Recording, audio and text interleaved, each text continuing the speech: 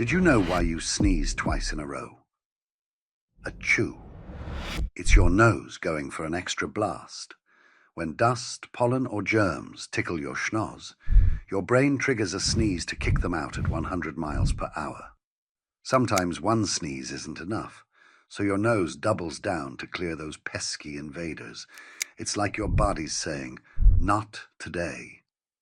Pro tip: cover your mouth and aim for your elbow to keep germs away. Ever had a double sneeze surprise? Drop your story in the comments. Follow for more body hacks.